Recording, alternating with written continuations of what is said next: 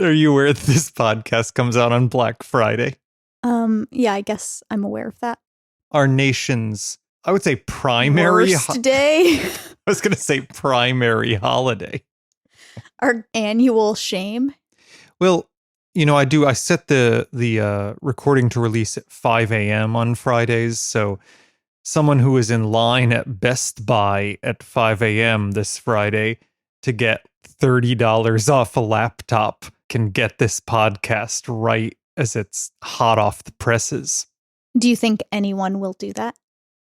What do you think is the overlap? What do I think the odds are that someone gets this podcast downloaded into their feed at 5 a.m. Friday while they are in a Black Friday line and listens to it immediately? I think the odds are infinitesimally small.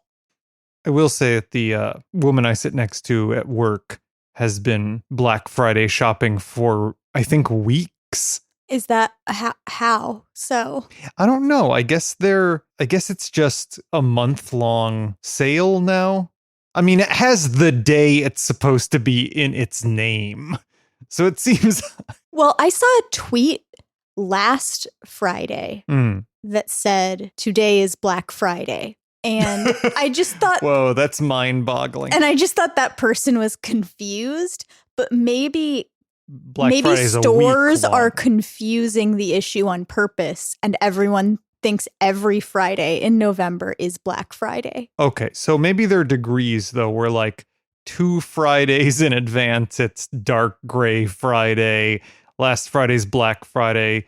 Actual Black Friday is Vanta Black Friday. I don't know. What are you going to get?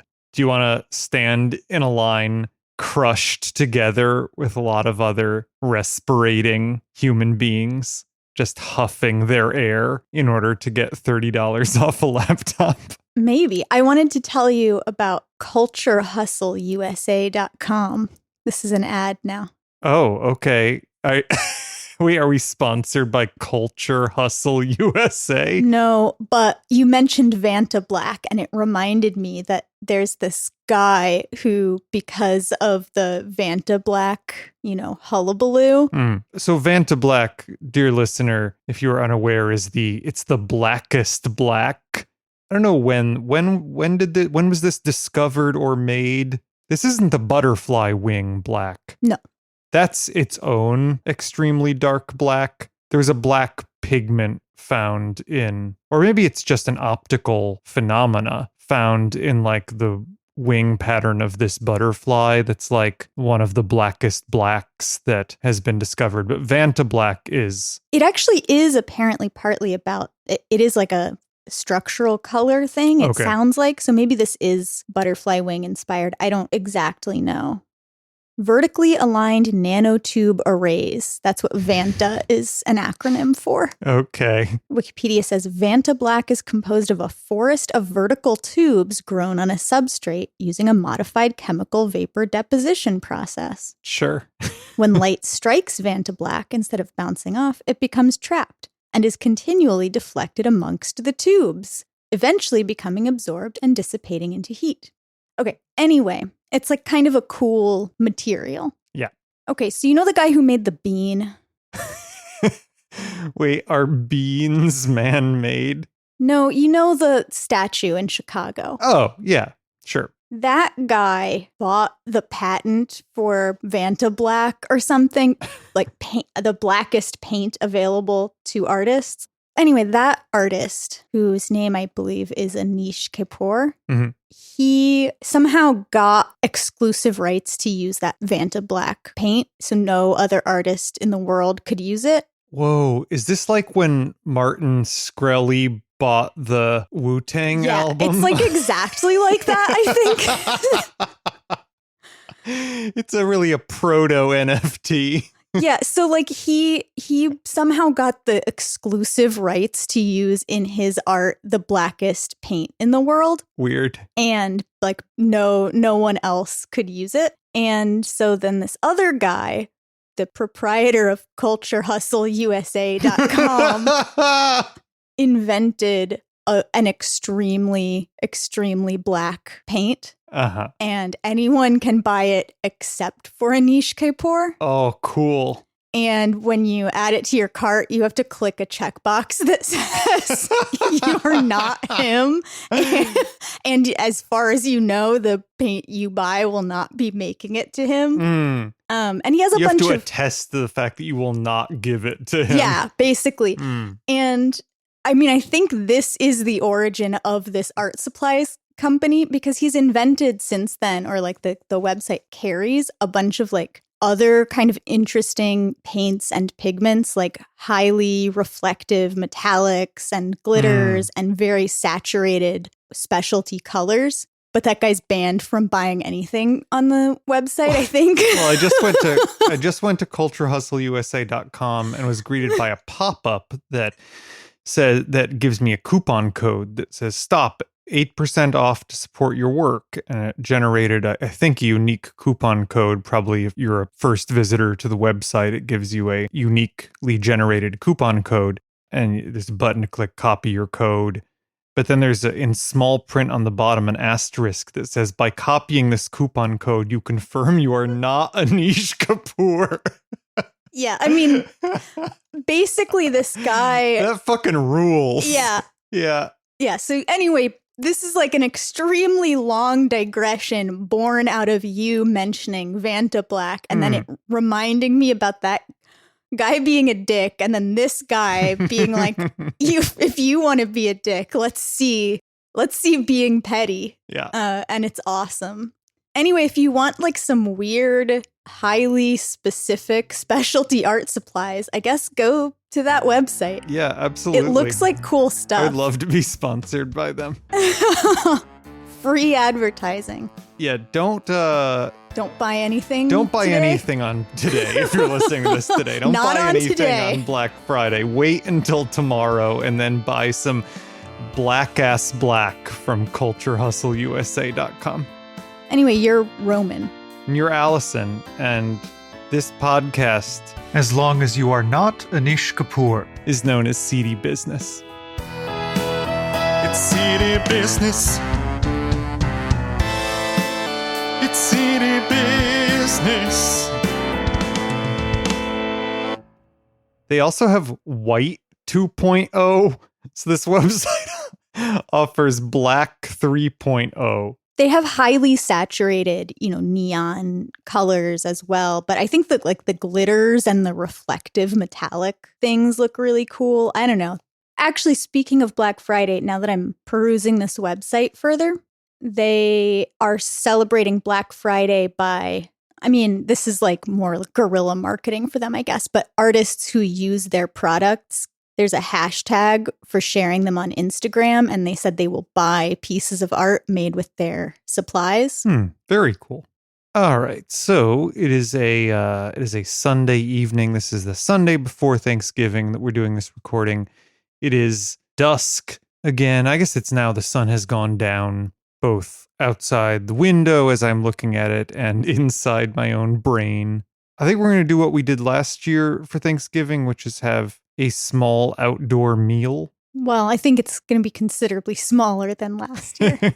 Last year was a handful of people outside. This year will be, I think, one other human being besides us out in our backyard. We're making a lot of good shit. We're going to do the pumpkin fondue.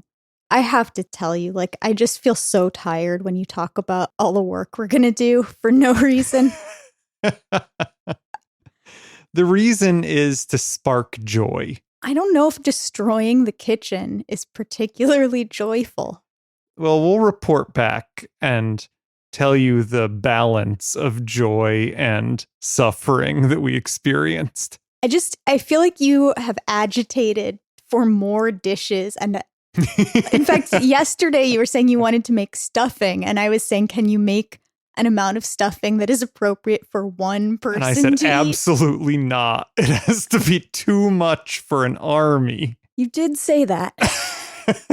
You said basically, no, I'm going to make a huge Pyrex thing of it or nothing. And then we'll eat a portion of it and ultimately throw the rest away. Yeah. Yeah. So I want you to really think about the number of different dishes and volume of food in each dish because we're 3 people.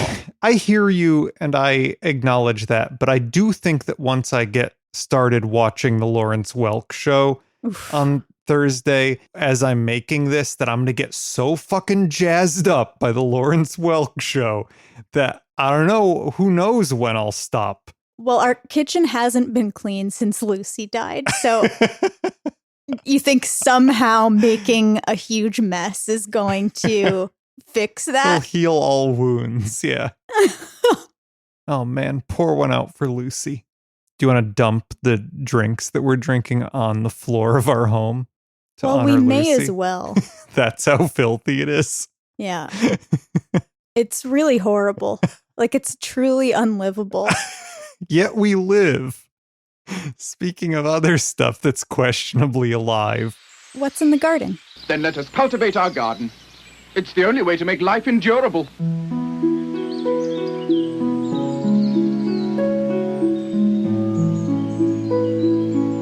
What's in the garden? Well, I can say one thing, which is that in honor of I went to the garden center and I got us a house plant. Can you believe it? It's also in honor of Lucy being dead. That's true. So it is now it can't kill her. It is. I don't know if it's as much in honor of Lucy being dead as Facilitated by? Lucy being dead. Yeah, we got a house plant. It is a anthurium, which is one of those flowers that has those really waxy petals. I actually think so. It's like I'm sure everybody's seen them, but they're like really waxy, bright red. And the stamens are really dramatic. It's like a baby corn. Yeah, it looks like a baby corn. It's extremely poisonous to cats, all parts of it. I think I got it because when I was in the garden, center looking around, You I were like, was what's the Googling most poisonous what's super to cats? poisonous to cats. Yeah. The thing we most couldn't have had before. Then we ended up with this plant. All right, so we're really committing to a Cat-free household. we're going to for the mourn next- for Lucy for the rest of our lives and not be able to love anything else. Well, I assume we'll kill this house plant before too long. so- Probably. I've never been that good at houseplants, though lately I've not been that good at outside plants either. So who knows? Maybe this is a new phase where houseplants thrive. Well, I mean, it's not dead yet.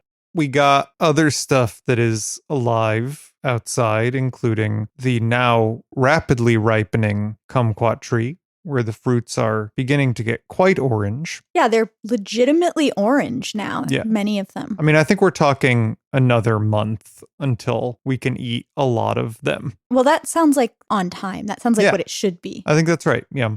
Although there is, of course, that second crop. It's not as substantial in number as the first ones, but there are a bunch of smaller green ones that might pop up a couple months behind that too. Well, when we first got it in March, it had a handful of fruits on Yeah, it. that's so true. these Mhm. would probably be those straggler fruits. Right, from last year. Good point.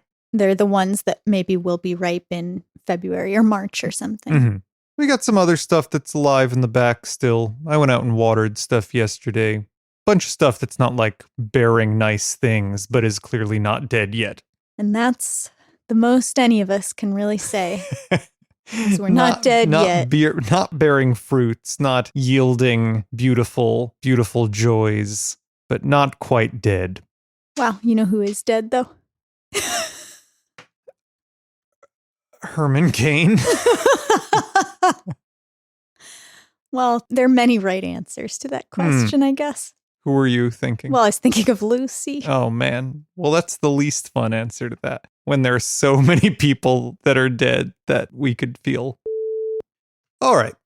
So today's catalog, I wouldn't say it's particularly seasonal, but it's the Botanical Interests 2021 catalog, which I think there's a lot to recommend it in its appearance and its design. It's one of the weirder named catalogs. It's like oddly vague as a name. I don't know. I think if we hadn't named this podcast Seedy Business, a nice alternative might have been Botanical Interests. Yeah, I mean, that's broad. Yeah. So this was founded by a married couple, Curtis Jones and Judy Seaborn, in 1995. They started out, sort of growing stuff in their backyard, initially offering 96 seed varieties. They've now expanded into 6,700 seed varieties that they offer today. They're out of Broomfield, Colorado. They are, signers of the Safe Seed Pledge, which we've discussed before here. They sell organic, non-GMO seeds. I've read a bunch of interviews they've given over the years. They seem like lovely people. Curtis has declared, quote, "Most of the well-adjusted people I know garden." It's important to clarify that he's saying most well-adjusted people garden, not that most people who garden are well-adjusted. Yeah, that's right. The doctor was a woman. He also advises that every single person should be growing basil. Well, that's just true. Yeah, because it is easy to grow and he claims will save you thousands of dollars if you grow your own basil. He says if you were to start a garden and grow any single one thing, you would save more money growing basil, which we do. So we're at least on top of that. Yep. So they're sort of like Hudson Valley seeds in that they have a lot of pride in the design of their seed packets. You may recall that Hudson Valley seeds like commissioned like beautiful modern art basically for their seed packets. This company they assert that their seed packets are uniquely informative. They in fact claim that they started the company because they were dissatisfied with the information provided on seed packets. So while Hudson Valley was like, making beautiful artistic ones, and as we'll talk about in a second, their seed packets are also very nice artistically. If you open them up and sort of unpeel them, they are like extremely rich with information on the inside. And there's a link you can go to on their website that details how to read their seed packets. So like everything that you could possibly want to know about the shit that you're growing and how to grow it, there's like a world of insight to be had by opening up their seed packets and, unraveling it and reading the inside of it. The seed packet illustrators that work for them are graduates of the Denver Botanic Gardens Botanical Illustration Program. Guess they've graduated about 500 people out of this since that program started, and they employ a number of them. It seems like most these days are done by an artist named Carolyn Crawford. There's actually a nice interview with her that I can link. And the interview is really cool. There's like a lot of insights into what goes into doing botanical illustrations. Like I won't get super into it, but I will link to it.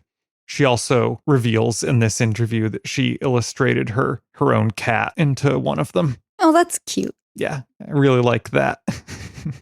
They're, as a company, extremely active on social media. They like post multiple times a day to Facebook, Instagram, Twitter. They have a Pinterest that has constant posts on it. They at one point had a $5.99 iPhone app, which looks to have been discontinued. That's a pricey app. I know, right?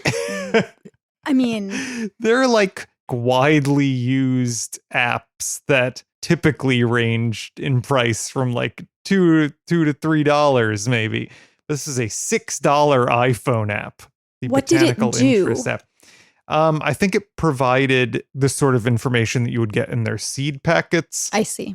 But I couldn't find it now. And the article that I read that referenced it was from 10 years ago. So sadly, no longer available. Their website does have some fun novelties. They have a botanical interests calendar that you can get. The November, I don't know what the word is, model. What's when you get like a catalog that's supposed to make you feel sex things, like a fireman, like a charity calendar. Yeah, that's charity got firefighters calendar. with cute animals. Looking, sure. Yeah, real hot and stuff. You would say this is the November model. This is the November, Mr. November. There's a word for this. the pinup of the month. You should see the look that Allison's giving me right now. In any case, November, the month we are in currently, is the Clancy potato, which is a potato that can be grown from seed. And I wondered if you'd read the description for us of the Clancy potato. All right. Clancy. Potatoes from seed? Yes. Harvest pounds of these award-winning spuds right from the home garden. Clancy boasts great texture and flavor and produces different shades from rose gold to red, all with a creamy yellow interior. Cool. And you'll notice not only is it the November pinup model of the month, it is also the front of this catalog. What do you think about the cover of this catalog? Well, I think it looks nice. I mean, it's a lovely colored pencil drawing of a pile of red potatoes.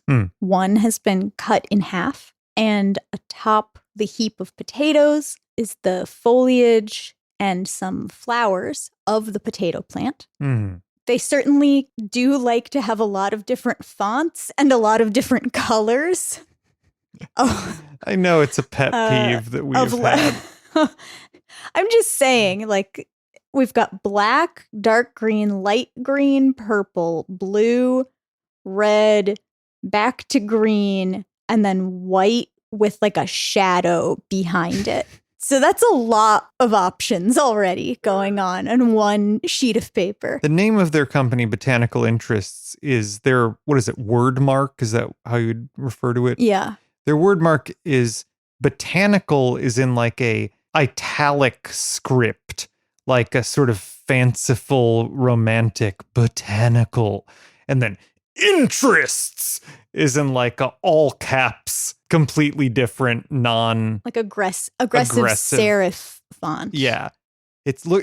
How I would read it in my mind if I were reading it would be botanical interests. I mean, I don't mean to go on and on about the same dumb points over and over again, but I don't actually understand the compulsion to use radically different, like a font pair, or maybe for some reason 3 that already feels like you're pushing it. Yeah.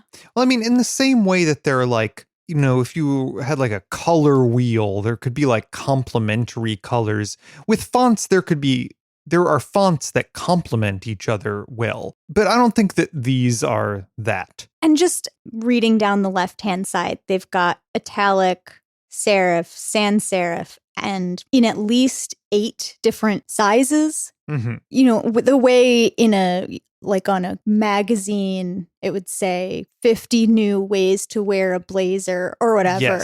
Yes. It that says, is a perceptive and important point to me, which is that more than any other catalog we've looked at, the cover of this looks like a magazine cover to me. 6 Steps to an Organic Garden, page 40. Yeah, it says in this issue, like it refers to it as an issue. Yeah. Yeah, and the way that they're all sort of, all the things you can find in the catalog are listed left justified on the front, sort of over the picture a little bit. It looks for all the world like a magazine cover to me. Yeah, I mean, that's the general layout they're going for. Now, when I open it, I've just opened it, a little bit. So I'm on page 5. These drawings are gorgeous. Yeah. They're really, really pretty. Yeah, for sure. Well, they're drawn by graduates of the Denver Botanic Gardens Botanical Illustration Program.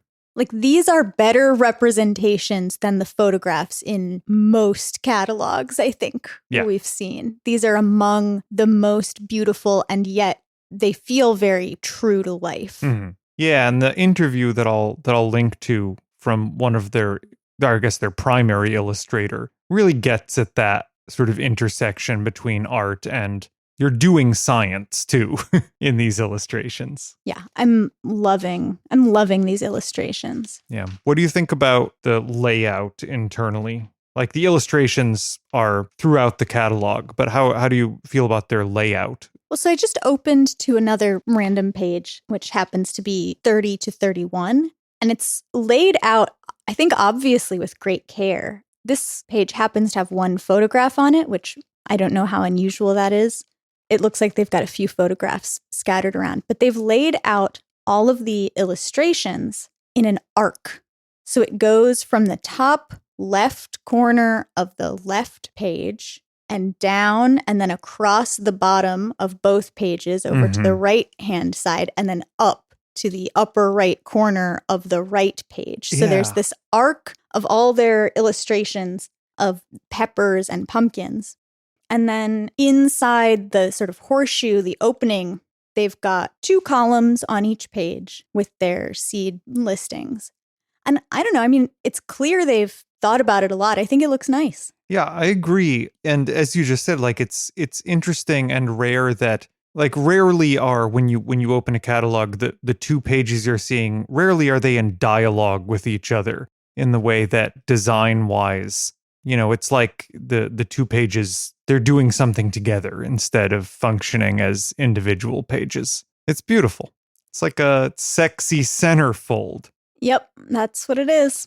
Actually, let's open to the centerfold. Let's see what's in the middle of this. Do you want to guess what gets the centerfold in this? Well, I'll guess tomatoes. Yeah, right on. Really? Tomatoes get the centerfold? Tomatoes and watermelons. Oh, weird. Okay, yeah. I guess it's alphabetical, It's alphabetical. Right? Yeah. And so in between those is turnips. Yeah, the sexiest of all. Let's read some descriptions from this centerfold page. Well, let's start with the turnips then. All right. Market Express. Not your grandma's turnips. Not frumpy like your fucking lame grandmother. These crunchy Japanese salad turnips have a sweet, mild radish flavor and are especially suited for eating fresh like an apple at baby size. This is another, we had like a whole episode. We were really zeroing in on the eating things like an apple. What were they suggesting you eat like an apple? An onion. It was an onion for real? Yes. All right. That's a crazy idea, but I thought it was that, but then I was like, it can't be that. So yeah, I mean, when they say eating it like an apple, they mean pulling it off and just with no other preparation, putting it right in your mouth and taking a bite out of the side. Chomping. Chomping it. Yeah. And then they have a second variety. You wouldn't eat your grandmother's turnip like an apple. No, Your you definitely would not. Loser grandmother's turnip. There's a second turnip variety, which is purple top white globe. Is your garden still turnipless? You'll want to change that. Nutritious, delicious greens and hardy roots are what this homegrown storage crop is all about. So they keep their descriptions very short and to the point. I guess they've got all the information on the seed packets, so they don't... Yeah, I think that's right. Because some companies, it's pretty obvious that they just reproduce the sentences that are on the seed packet, and that's the copy for the catalog. But This is a little tagline to advertise to you without all that much specific information about what to expect from this particular variety. Yeah, so I'm just pulling up their website here. So it looks like the 2 turnips they offer on the website are those as well. I mean, obviously there's a broader range of stuff on the website than in the catalog. It looks like the description on the website is completely different. The purple top white globe turnip description on the website is, first-time growers will be pleasantly surprised. This root crop that has fed the world's population for thousands of years can be eaten fresh, roasted, or used like potatoes, even mashed. Turnips store particularly well. Fun fact, the old Irish tradition of putting lit embers inside a hollowed-out turnip was the inspiration for jack-o'-lanterns. I have heard that. Wow, I can't believe you knew that. Wow, you're cool.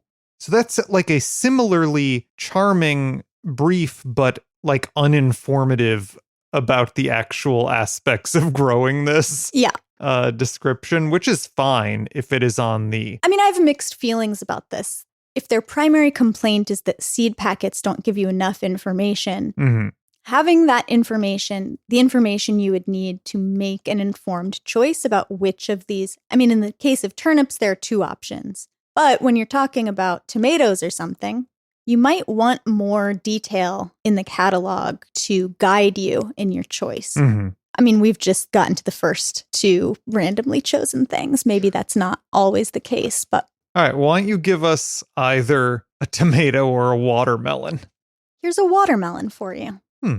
Mickey Lee, Hmm. an 8-inch to 10-inch globe watermelon, small enough to easily fit in your refrigerator. So sweet and delicious, it won't stay there long. Few small seeds. Wait, don't you have to keep a watermelon in your refrigerator no matter how big it is, or else it'll get nasty? I mean, before you cut into it, Yeah, you could you can keep it have out, but yeah. But I guess they're saying it won't be an inconvenience to have to store it in your refrigerator. Mm. But it does seem like these descriptions are fairly short all around. And like very deliberately not telling you anything about growing it. Yeah, they're sort of sassy. They're interested in being sassy. Botanical interests. All right, give me one more. Sure, here's a winter squash. Honey boat. Sweet as honey, this perfect portioned delicata is a chef's delight. Nutritious and full of flavor, winter squash is a warm reminder of summer's bounty. Medium vines. I mean, Medium vines is pretty limited growing information. A warm reminder of summer's bounty, though. That's great. I like this catalog. All right, before we go, I do want to give a shout out and best wishes to the wife of Gerald Stratford. Do you know she's his wife? Maybe they're not married. Maybe that's why he calls her his. Good point.